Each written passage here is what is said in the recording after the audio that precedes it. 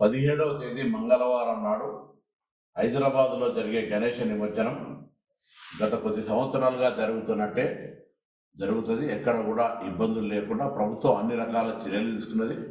గౌరవ ముఖ్యమంత్రి గారు ఈసారి మండపాలకు ఉచిత విద్యుత్ ఇవ్వడంతో పాటుగా నగరానికి సంబంధించిన అన్ని రకాల అధికారులకు ఆదేశాలు ఇచ్చినారు.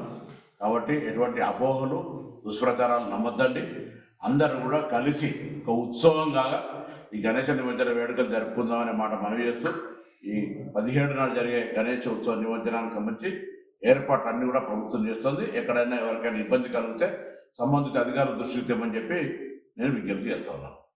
17వ తేదీ మంగళవారం నాడు హైదరాబాద్లో జరిగే గణేష నిమజ్జనం గత కొద్ది సంవత్సరాలుగా జరుగుతున్నట్టే జరుగుతుంది. ఎక్కడ కూడా ఇబ్బందులు లేకుండా ప్రభుత్వం అన్ని రకాల చర్యలు తీసుకున్నది.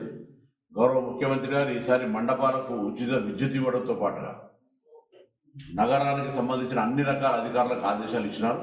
కాబట్టి ఎటువంటి అపోహలు దుష్ప్రచారాలు నమ్మద్దండి.